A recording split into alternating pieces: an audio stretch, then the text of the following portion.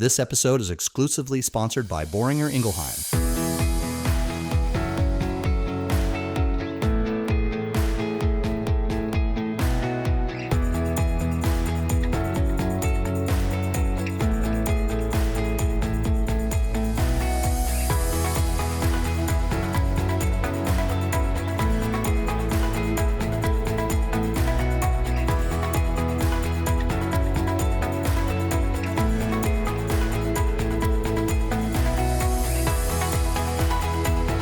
Welcome to At the Meeting. My name is Montse Torremorell, and I have with me Dr. Tom Wetzel and Dr. Gordon Sprung. Good morning. Morning, Montse and Tom, and morning, everyone that's joining us today. Glad to be talking with everybody today. One of our favorite topics we will cover today. We want to talk about PRRS, and we want to talk about understanding what's happening in the industry. We've heard about some of the outbreaks happening in very well isolated multiplier farms. So we want to dig into it and get a better understanding about what's happening. How do these farms get infected? So to do that, we have two well-experienced and well-respected veterinarians that they are in the middle of some of those investigations. So I have with me Dr. Christine Mainquist-Whigham, who is a veterinarian at Pillen family farms and also provides services for DNA genetics. Christine has been practicing for 9 years. Welcome, Christine. Yeah, thank you for having me.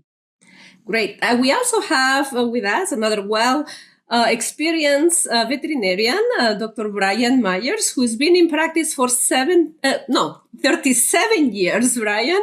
Very experienced. What was that number she was going to put out there, Bryan? No, 37 years. So I think you've seen a lot of PRRS, Bryan. Dr. Bryan Myers, and he's very well respected, provides services across multiple producers working at the Pipestone system. I'm being told that he is a superstar, very experienced on field investigations. So thank you for joining us, Bryan. Well, thank you for having me. I'm hoping to share just some of my observations, but I will have I'm going to say that I don't have all the answers. Well, that's why okay. we keep talking about it, Bryan. That's why we keep talking about it. Yeah. We'll make it for a good discussion. So, Bryan, maybe we start with you. Give us a sense about what's going on and what's different in your eyes right now compared to some of the discussions we have for PRRS in prior seasons. What's different, for at least for what you can tell? I would say some of the major differences that we are seeing in the last few months here is that the PRRS new virus introductions are at farms that are very biosecure, either by filtration and or location.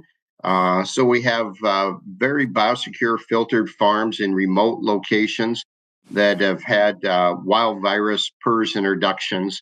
That we have been struggling to figure out a cause of how the virus got into the farm.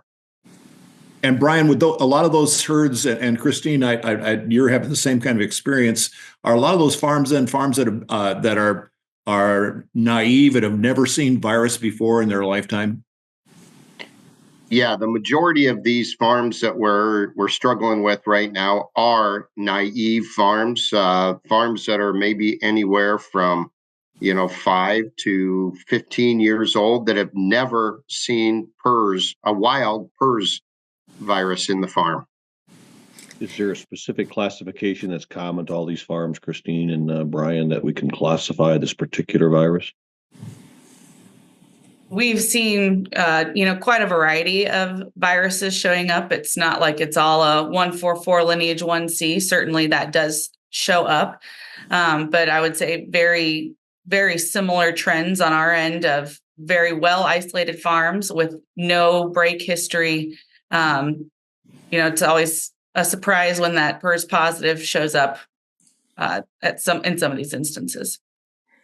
And I'm assuming that when these farms get infected, you see the full clinical signs associated with PRRS, very devastating from that perspective. That part hasn't changed.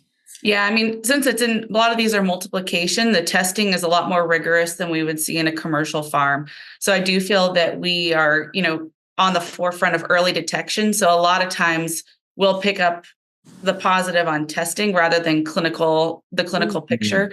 And then in most cases, depopulating the herd rather than going through the full PRRS break just because of the location and, need for high health animals in that area.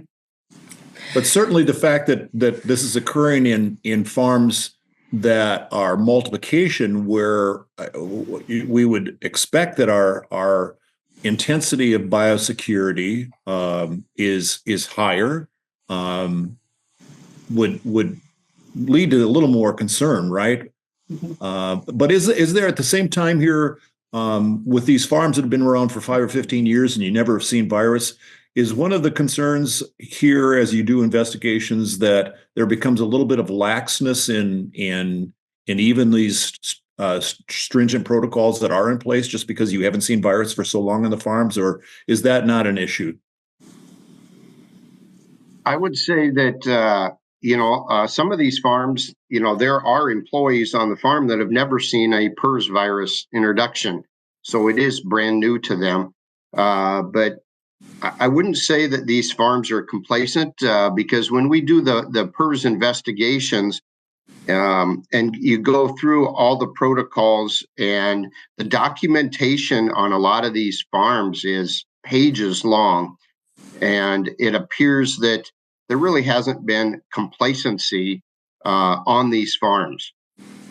So could you walk us through, both of you, your approach to the outbreak investigation, right? I mean, I guess, as you said, Bryan, you have more information in this farm. You feel more comfortable about what's being implemented. How do you investigate these breaks? What areas do you focus on? Walk us through that, because I think we've made, as an industry, I want to believe veterinarians have learned a lot from prior breaks. So I think we've gotten better at investigating. We may still don't find the final answer, but hopefully we are getting close to it. So walk us through that process. Obviously, we've got all of our biosecurity protocols in place, and we've got, the standardized outbreak investigation tool to kind of guide us through that. But initially, we would do kind of your main suspects on a well-isolated farm. We do believe that aerosol is probably not a risk. So we look at our critical control point processes. So supply entry, people entry, load out, transportation, mortality removal. And then certainly on the backside, also get our PRRS sequence and, run that through the blast, work with our network of veterinarians to understand where this may have came from to help target our areas. We had one recently that was an odd PRRS virus. It was a lineage 1A. So that did help us make those connections and kind of dig into what might have happened there. But I would say the execution has been really good for farm team members.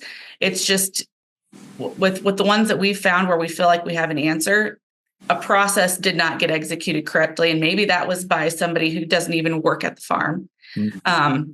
But having those strains to be able to match up and figure out, okay, where would the connection be, has been allowed us to target that investigation a lot better than we would in a PRRS dense area where everybody's got the same strain. We never really find an answer.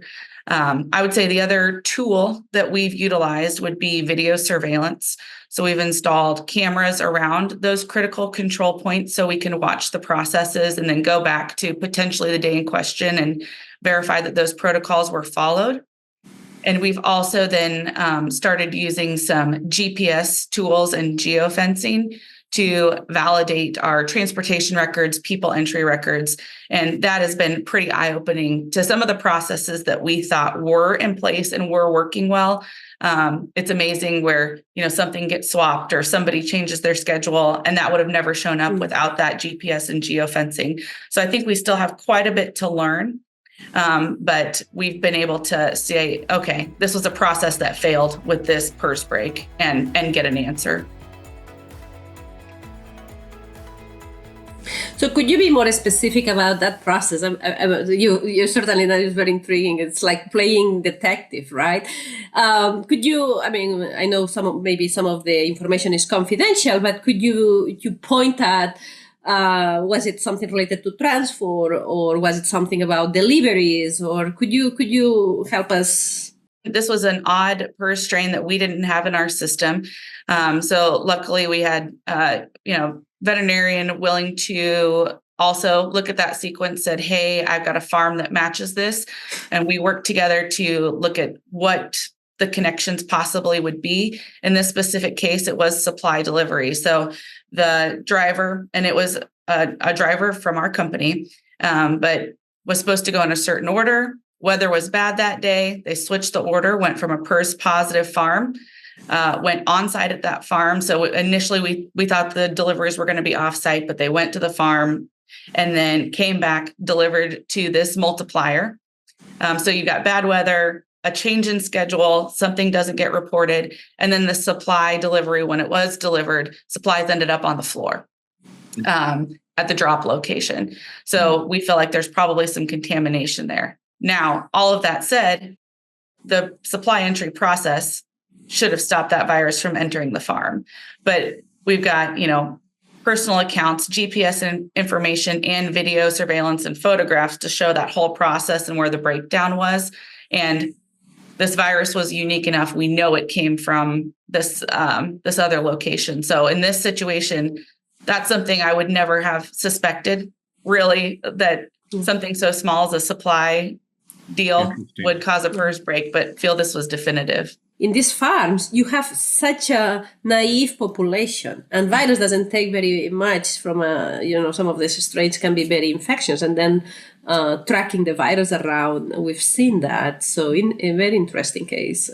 I've heard it described in the industry, the biosecurity process that we're really trying to develop is a Swiss cheese approach, right? And so where you hope you get it so the holes don't line up, knowing that there's going to be potential execution issues, but it's when the holes line up, which, Christine, it sounds like was the case here, where it actually wasn't just one execution issue that maybe didn't happen right, but a couple or even more that didn't happen right in order for that to occur, which we just got to keep on trying to find ways to make those holes smaller and smaller and smaller, right? Brian, what about your investigations? Well, yeah, kind of to piggyback there on Christine's comments there, the majority of the investigations that I have done have been in commercial farms. And, we consider them as being isolated farms from a commercial standpoint. And by that, I mean 10, 15, 20 miles from the closest other swine facility. And when we've done the PRRS sequencing, we have found that there are other strains that are similar to the farm or identical to the farm. And they may be 20, 25 miles away, but is that considered potentially area spread? Yet we never used to think of that far, but I think we need to be thinking about that now, that the old 2 miles might be the new 10 or 15 miles. And with the majority of the PRRS investigations that I've done are on filtered farms. And we need to remember that just because a farm has filters in it doesn't mean it's a filtered farm. When I talk to employees and people and owners, I say, we're trying to make a pig farm work like a submarine, where there is nothing going in and nothing going out, like it's airtight. And it is very difficult, and we have seen potential breakdowns in the filtration process, not a breakdown of filtration as far as quality of filters, and filters do work, but you also got to remember that we have to keep the dirty air out of the farm. And that's where we have potentially seen some breakdowns. So Brian, when you're talking about area spread and filtration and 10 to 15 miles, then are you implicating that potentially we've got some aerosol that could be happening over longer distances. Is that your sense on some of these that may be the case? That's my personal opinion. And one of the things that we look at when I do PRRS investigations is we look at the weather, and we look at the weather patterns for, the time of when clinical signs were seen and the previous 2 to 3 weeks before that, just to see, is there something that happened, and it goes down to, well, how many days was it foggy? What was the temperature on these days? What was the wind direction, and what was the wind speed? And if we have 100% match of a virus that's 10 miles away, that we was during a foggy 35-degree time period with the wind blowing 10 miles an hour from that direction, I think we need to consider the possibility of these PRRS viruses moving farther. And that could be with viral loads too. Monse, you're talking about just the infectious nature right now of some of these viruses, and couldn't that be a part of the equation right now? I think so. And then actually, I think the virus load, and also the concept about filtration. The filters, what they do is to remove viruses from the air, but it's not 100%, right? It's always 99 or 95, depending on how good the filter is.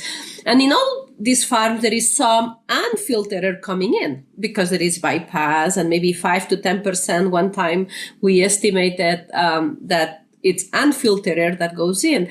But I think it goes back to the pressure of infection and the susceptibility. And unfortunately, some of these strains, like the 144L1C, it seems like the infectious dose that you need is very small. So you don't need a lot of virus to cause those outbreaks. So I think that aerosol should be in the table. And I'm curious then about other possibilities like transport or even feed, right? I mean, we've seen experimentally in some instances the possibility, again, perhaps not at the top of the causes of infection, but what about in some of these rare scenarios? Have you considered, or how have you gone down that route to look into some of those other possibilities? As part of our PRRS investigation, we do look at feed. And ideally, we try to, as soon as we see clinical signs at a farm, we will have farm manager or somebody pull feed samples from on the farm, out of the feed bins. In addition to that, we will go back and grab retained samples from the feed mill as a potential source there. And the majority of our farms that are experiencing PRRS outbreaks are feeding a feed mitigant. And so in addition to our PRRS investigation, we are making sure that the feed mitigant was in the feed. And that goes back to checking feed tickets, sampling the feed to make sure the mitigant is present. So that investigating feed is part of the investigation process. What about transport? I mean, any links related to transport in these farms? We have not seen links. Most of the time, a lot of our farms have, I would say, not a lot of shared transport. And I mean, most of the time, very little what I call commercial transport, where they're using commercial transport companies. It's mostly individuals that just transport for that farm. And so we have went back and all of our farms, their truck washes get audited and their trailers get audited monthly. So we can go back to previous audits to see how they scored. In addition, and those are all random audits, so people don't know when we're coming. And then we go back and go through the transport schedule. We go and investigate the truck washes and that type of thing as part of the PRRS investigation.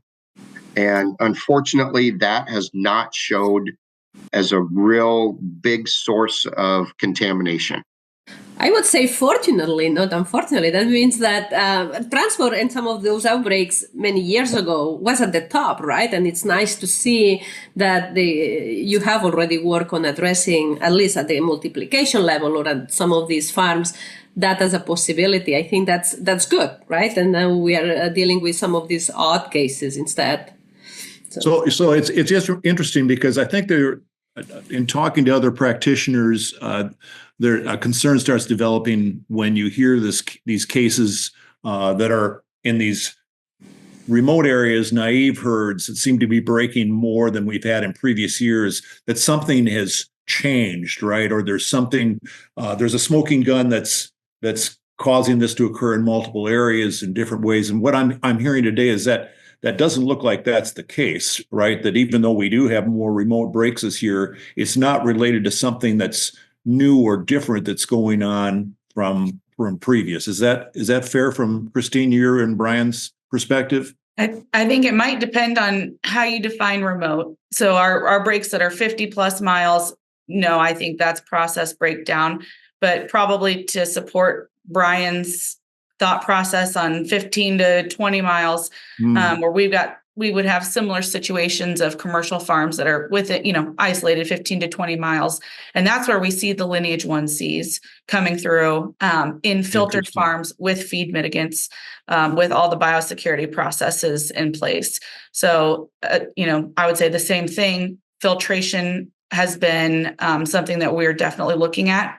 Previously on a MERV 14 platform and have moved to a MERV 16 in the last 2 years, and that has seen some decrease in rates. So I do honestly feel that there is a difference in the aerosol spread that we didn't have 4 or 5 years ago. And then I would also echo the same thing with transportation, where we've got these GPS devices and our commercial transport, we would have more linkages. We own our fleet and we own our truck washes. So we're able to go through that whole cycle and have not seen any connection in breaks through the transport process. Gordon, you mentioned earlier before we went on recalled the breaks with boar studs back in 2003 when there was a significant outbreak among boar studs. And from your perspective, there was a change in the industry that occurred from that. Is that right as far as biosecurity? Well, sure. For our listeners' benefit, early in the 2000s, in that chapter in the book of PRRS, boar studs were consistently being infected, and the industry was really struggling on how to keep those isolated high health protocols in place being implemented, because there were boars only, smaller facilities. And at that time, that was really the inflection point of aerosol spread and the implementation of filtration on smaller sites. This strikes me as a new chapter with different characteristics. Now we have sow farms isolated further away, also having a protocol put in place of, sounds like, every pathway that we know, at least. In the case of truck washes, wash the trucks. In the case of supplies, have a supply protocol and an isolation room. In the case of aerosol spread, have filtration. And the other thing that strikes me just listening to Bryan and Christine, sounds like the investigation process is so much more now sophisticated than it used to be, simply because of the technical tools we have, right? Geofencing, the trackers, the chips on the trucks, all those. And Bryan, going back to the records of pulling feed samples and seeing if the feed mitigant was actually in place. All those, I congratulate Bryan and Christine on the sophistication and the intensity and the professionalism of the investigation. I think that's exciting news, because I believe it comes to you get faster results. You're going to make changes faster based on those kind of investigations.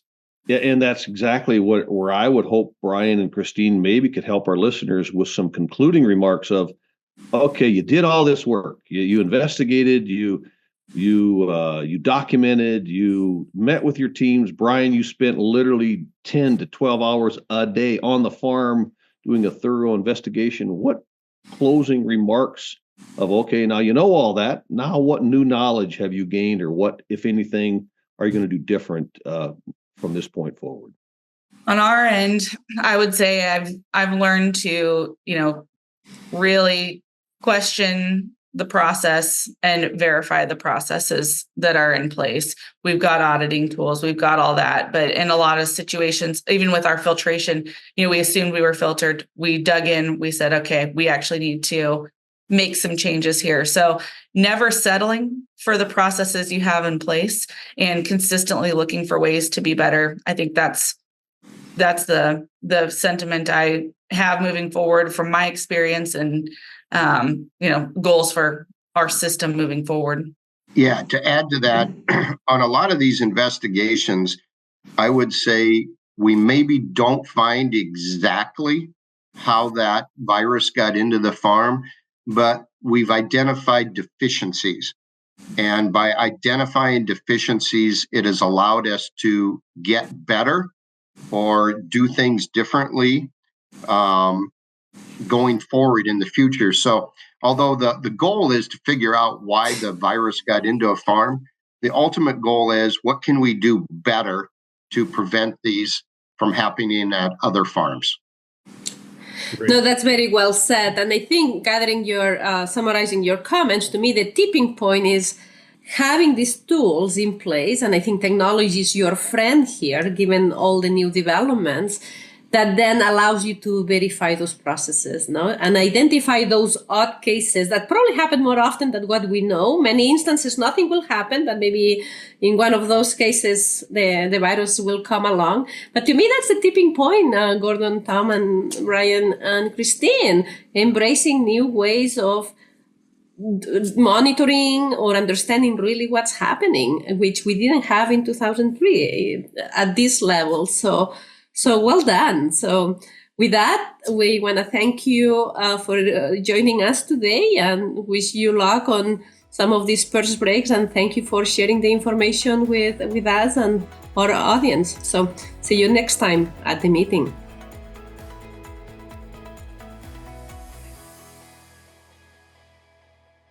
This episode is exclusively sponsored by Boehringer Ingelheim. The views, opinions, or positions expressed are those of the speakers and may not reflect those of any other organization.